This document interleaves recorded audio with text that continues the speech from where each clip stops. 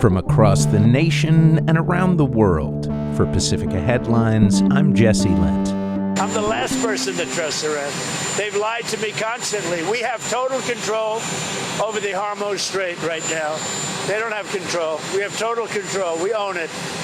And at some point, maybe they'll do something and then they get blown away. But right now, we're in a very good position. President Donald Trump speaking to reporters yesterday from Joint Base Andrews in Maryland. Footage courtesy of Al Jazeera. 4 crew members were killed in an attack by the Iran-backed Houthi militant group on a cargo ship in the Bab el-Mandeb Strait yesterday, Yemen's transport ministry said. The country's Coast Guard reports that a second missile strike killed 2 members of a Yemeni anti-Houthi rescue crew who attempted to evacuate the vessel, according to Reuters. The BBC reports that this is believed to be the first deadly attack by the Houthis on a vessel since the U.S. and Israel's joint war on Iran began on February 28th. According to a report from The Hill, the Pentagon told Congress earlier this week that the U.S. military's airstrikes against Houthi militants in Yemen last year resulted in 153 civilians killed and another 243 individuals injured. U.S. Central Command issued a statement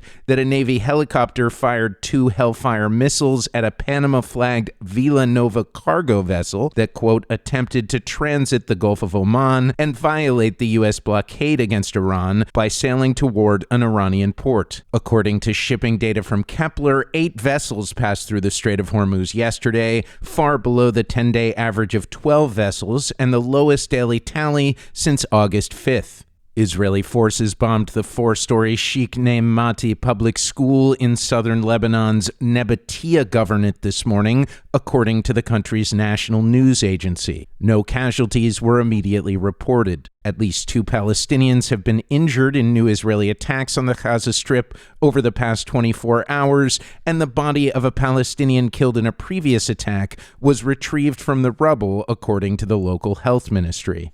Al Jazeera reports that an estimated 10,000 Palestinians are still trapped below the rubble in Gaza. The Israeli military arrested 3 Palestinians, including journalist Mohammed Awad, after raiding and searching his home during dawn raids in the Ramallah area of the occupied West Bank, according to the Wafa news agency. The agency reports that Israeli forces raided Future Generation Hands Association, a local non-government organization focused on youth and community development in the city of Nablus in the West Bank this morning at dawn. According to Al Jazeera, the actions followed a broader campaign of arrests, raids, demolitions, and land seizures across the occupied West Bank on Tuesday, during which Wafa reported that Israeli forces detained 23 Palestinians, including 2 children, across Bethlehem, Jenin, Ramallah, Kalkalia, and occupied East Jerusalem. The news outlet reports that Israeli forces also detained Ahmed Thir Atta al-Hajj, a 16-year-old disabled Palestinian from the village of Beit Sira. 12 Palestinian-owned warehouses and agricultural facilities were demolished during Israeli raids, as notices were issued for the destruction of a school, homes, and other buildings in Masafer Yada, south of Hebron.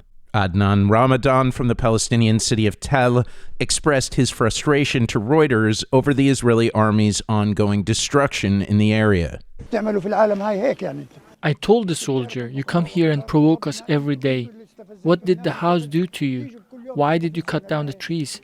According to a new report from the AP, ICE officers may soon be outfitted with gloves that can deliver painful electric shocks intended to gain compliance from combative individuals. Immigrations and Custom Enforcement officials reportedly plan to spend up to $20 million to purchase thousands of, quote, conductive distraction and de-escalation devices for officers and agents by March, according to a notice published Monday by the Department of Homeland Security. Moderate Democrat David Crowley won the Wisconsin Democratic primary for governor yesterday, defeating Democratic Socialist Francesca Hong, according to the AP.